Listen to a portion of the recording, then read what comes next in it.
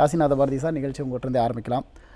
தமிழ்நாட்டில் தேர்தல் களம் இப்போ சூடு பிடிச்சிருக்கு. ஒவ்வொரு கட்சிகளுமே கூட்டணி அமைச்சு அவங்களுக்கான வாக்குறுதிகளையும் சில கட்சிகள் வெளியிட்டு இருக்காங்க.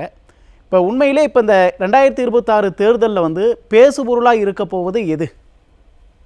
நண்பர் ஒருத்தர் அறிவாலயம் பக்கம் போகிற போது வாகனத்தில் போகும்போது பார்த்து போங்க, நீங்கள் ஒரு ஏடிஎம்கே செய்தி தொடர்பாளராக இருக்கிறீங்க, உங்களையும் அழைச்சி கொண்டு போய் கூட்டணின்னு சொன்னாலும் சொல்லிவிடுவாங்க அப்படின்னு சொல்லி ஒரு இதாக சொன்னார்.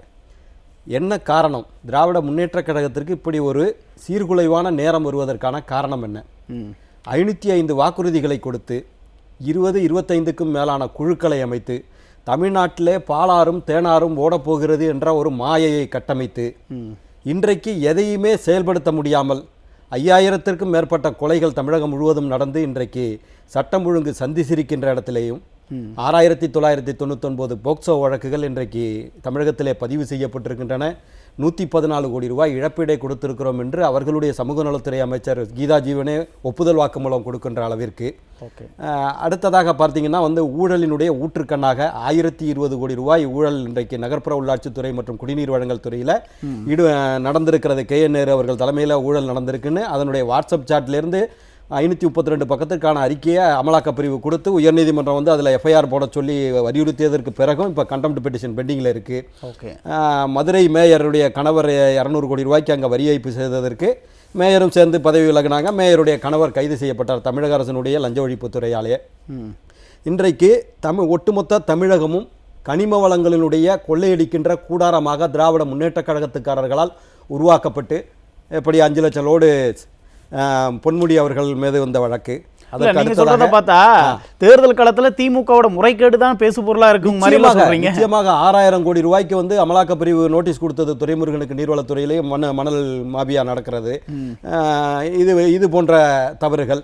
இதற்கு அடுத்ததாக பார்த்தீங்கன்னா இன்னும் குறிப்பாக சொல்ல வேண்டும் என்றால் அரிட்டாப்பட்டியில் ஆரம்பித்து தமிழகத்தில் இருக்கிற மலைகள் அத்தனையும் கல்குவாரிகள் ராதாபுரம் தொகுதியில் அப்பாவு அவர்களுடைய தொகுதியிலேயே 35க்கும் மேற்பட்ட கல்குவாரிகள் நடக்கிறது என்று சொன்னதாக இருக்கட்டும். அதே போல் இன்னும் அண்மையில் ஒரு செய்தி ஜூனியர் விகடன் பத்திரிகையில் படித்தேன். பெருங்குளம்ங்கிற மதுரை பகுதியில் இருக்கிற ஒரு ஊரை சுற்றி இருக்கிற 4 கிராமங்களில் தொடர்ந்து இந்த மாதிரியான கல்குவாரிகள் மூலமாக எடுக்கப்படுவதை எதிர்த்து 168 இராணுவ வீரர்கள் இராணுவ உடையில், it is a civil offence, அவங்க அனுமதி இல்லாமல் அந்த உடையை போடக்கூடாது. 168 இராணுவ வீரர்கள் ஒரே ஊரை பெருங்குளம்ங்கிற ஊரை சேர்ந்தவர்கள் இராணுவ உடையிலேயே நேரடியாக போய் கலெக்டரை பார்த்து இங்கே இந்த பகுதியில் இருக்கிற 4 கிராமங்களில் கனிம வளங்கள் குறிப்பாக மலைகள் குடையப்படுகின்றன, இங்கே கனிம வளத்தை கொள்ளையடிக்கிறார்கள் என்று அவர்கள் போய் அங்கே கம்ப்ளைண்ட் கொடுத்ததாக இருக்கட்டும். நீங்கள் உங்களுக்கு நல்லா தெரியும், நியூஸ் 24/7 நிருபர் கதிரவனை ஒரு சட்டமன்ற உறுப்பினர், ஸ்ரீரங்கம் சட்டமன்ற உறுப்பினரே பழனியாண்டியா அவரே நேரடியாக நின்று தாக்கியதாக இருக்கட்டும். அதற்கு அடுத்ததாக கிட்னி முறைகேட்டில் ஒரு சட்டமன்ற உறுப்பினர், அடுத்த சட்டமன்ற உறுப்பினர், அவர் கொஞ்சம் நஞ்சம்லாம் கிடையாது, ஜிதார் மருத்துவமனை அன்று தனலட்சுமி சீனிவாசன் கதிரவன் அவர் எம்எல்ஏ, அந்த எம்எல்ஏவோட பேர். அவங்க செஞ்சது என்னன்னா, இதை யார் கண்டுபிடிக்கிறான்னா மகாராஷ்டிராவினுடைய கிட்னி ராக்கெட் டீம் தமிழ்நாட்டில் இப்போ கிதார் மருத்துவமனை மூடப்பட்டிருக்கிறது. ரொம்ப நீண்டுகிட்டே போகுது. என்ன காரணம்னு சொன்னீங்கன்னா, AB நெகட்டிவ் என்று சொல்லப்படுகின்ற அந்த கிட்னி 1 கோடி ரூபாயாம். அதை கம்போடியாவில் இருக்கிற ஒரு தொழிலதிபருக்கு இவர்கள் வித்திருக்கிறார்கள் இந்த மருத்துவமனையில் இருந்துன்னா. ஏன்னா இது லட்சக்கணக்கான பேர்ல ஒருத்தருக்கு தான் அந்த AB நெகட்டிவ் இருக்குமா. அப்படி இதையெல்லாம் அப்பனா அப்ப எத்தனாயிரம் பேர்கிட்ட இவங்க ரிசர்ச் பண்ணியிருப்பாங்க. புரியுது. அடுத்து குமாரபாளையம் தாலுக்காவில் 1000 பேர்களுடைய கிட்னிகள் திருடப்பட்டு உங்களுக்கு நல்லா தெரியும் வினித் IAS ரிப்போர்ட் வந்தது. அப்போ ஒட்டுமொத்தமாக இன்றைக்கு தமிழகத்திலே ஒரு மிக கேவலமான, மிக சீர்குலைவான, மிக தவறான ஒரு ஆட்சி, மிக மோசமான ஆட்சி தமிழகத்தில் நடந்து கொண்டிருக்கிறது. ஆனால் அதை ஒரு நல்லாட்சியாக கட்டமைப்பதற்கு அங்கே இருக்கிற தங்களிடம் இருக்கிற கூட்டணி கட்சிகளை நான் என்ன கேட்குறேன், உங்களுடைய ஆட்சி நல்லாட்சியாக இருந்தால் நீங்கள் ஏன் O பன்னீர்செல்வத்திற்கும் நீங்கள் ஏன் தேமுதிகவிற்கும் மிச்சம் இருக்கின்ற, அதுதான் சொல்கிறேன், யாரும் அந்த அறிவாலயம் வாசல் வழியாக போனால் கூட தூக்கி கொண்டு சேர்க்கிற அளவிற்கு இல்லை. புரியுது சார். இப்போ தேர்தலில் கூட்டணி கணக்குகளும் பேசதானே செய்யும், அதற்காக அவங்க கூட்டணி அமைக்கிறாங்க. அதாவது நீங்கள் ஒரு நல்லாட்சியை நடத்தவில்லை என்று குற்ற உணர்வு மென்சிரியான்னு சொல்லுவாங்க. இதில் தம்பி அக்னீஸ்வரன் வக்கீலுக்கெல்லாம் தெரியும். அந்த குற்ற மனம் உங்களுக்கு எதுவுமே செய்யல, அப்ப ஒன்னும் பண்ண முடியல அப்படின்னு விழித்து கொண்டு 5000 ஏத்துவோமா 50,000 ஏத்துவோமா 5 லட்சத்தை நீங்கள் ஏற்றினாலும் தமிழகத்து மக்களுடைய மனதிலிருந்து நீங்கள் துடை தெரியப்பட்டு விட்டீர்கள். இந்த மக்கள் விரோத அரசு எப்போது துடை தெரியப்படும் என்று மக்கள் காத்துக் கொண்டிருக்கிறார்கள். தோல்வி பயத்துல தான் 5000 கொடுத்தாங்க. உச்சபட்ச தோல்வி பயம் உச்சபட்ச அந்த அதான் குற்றமணம் நம்ம வந்து நல்லாட்சியை செய்யலை அப்படின்னு சொல்லுகின்ற குற்றமணத்தில் தான் யாரெல்லாம் வருவார்களோ எல்லாரையும் சேர்த்து கொள்ளுகின்ற இடத்துல ஏன் அவங்க இருக்கிறாருங்கன்னா, ஏன் ஒரு காங்கிரஸுக்கு கூட 35-40 தொகுதியை கொடுத்தா தோல்வி வந்துருமோ, அந்த இருக்கிற தொகுதியை அவங்க பிடித்துக் கொள்வார்களோ, இது ஒரு புறம். அடுத்த புறம் அனைத்து இந்திய அண்ணா திராவிட முன்னேற்ற கழகத்தை பொறுத்தவரை 2024 சரியான கூட்டணி சிங்காவல, அதனால அன்றைக்கு வந்து இவங்க ஜெயிச்சாங்க. ஆனால் இன்றைக்கு மிகப்பெரிய மிருகபலமான ஒரு அசுரபலத்தோடு ஒரு கூட்டணியை பாரதிய ஜனதா கட்சி, பாட்டாளி மக்கள் கட்சி, தமிழ் மாநில காங்கிரஸ் உள்ளிட்ட கட்சிகளை வைத்தெல்லாம் இன்றைக்கு வந்து ஒரு அசுரபலமான கூட்டணியை அனைத்து இந்திய அண்ணா திராவிட முன்னேற்ற கழகம் அமைத்திருக்கிறது. அடுத்ததாக அந்த கொரோனா பேரிடரிலும் 4.5 ஆண்டுகள் 4 மாதம் தாண்டாது என்று சொன்ன அந்த ஆட்சியை மிக அற்புதமான ஆட்சியாக எடப்பாடியார் அமைத்து காட்டியிருக்கிறார். இல்ல புரியுது. நான் ஃபர்ஸ்ட்ல கேட்ட கேள்விக்கு நீங்க பதிலே வரல. பேசு பொருளா இருக்க போறது எது? அதுதான் சொல்றேன். ஒரு பேசு பொருள் வந்து திராவிட முன்னேற்ற கழகத்தினுடைய தமிழ்நாட்டு மக்களுக்கு இழைக்கப்பட்ட அநீதி, இழைக்கப்பட்ட கொடுமை, இழைக்கப்பட்ட துரோகம்.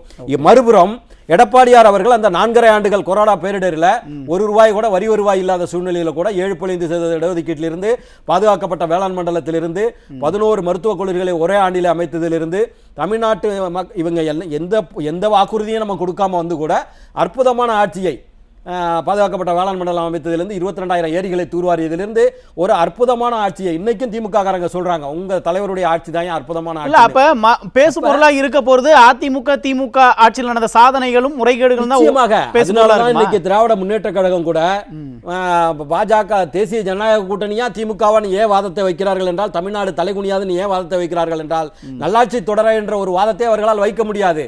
இல்ல எடப்பாடியார் அவர்களுடைய தவறான ஆட்சி திரும்ப வரணுமா அப்படின்னு ஒரு கேள்வியை கேட்க முடியுமானா முடியாது. ஏன்னா அவ்வளவு அற்புதமான திட்டங்களை, அத்திக்கடை அவிநாசி திட்டத்திலிருந்து, சரவங்கா நீரேற்று திட்டத்திலிருந்து அற்புதமான ஆட்சியை கொடுத்தது வந்து எடப்பாடியாருடைய ஆட்சி. அப்ப அதை டச் பண்ணோம்னா நமக்கு ஃபெயிலியர் ஆயிடும்.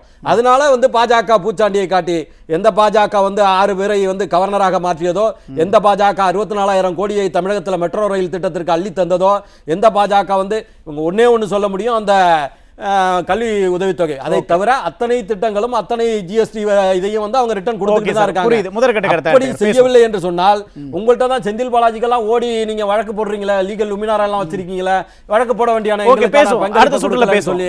அப்ப இது இரண்டும், ஒன்று திராவிட முன்னேற்ற கழகத்தினுடைய துரோகமும், எடப்பாடியார் அவர்கள் செய்த சாதனைகளும் தமிழ்நாட்டு அரசியல்ல, தமிழ்நாட்டு இந்த தேர்தல் களத்துல பிரதிபலிக்குங்கிற கருத்தை முதற்கட்ட கருத்தை எடுத்துக்கிறார் காசிநாத பாரதி சார்.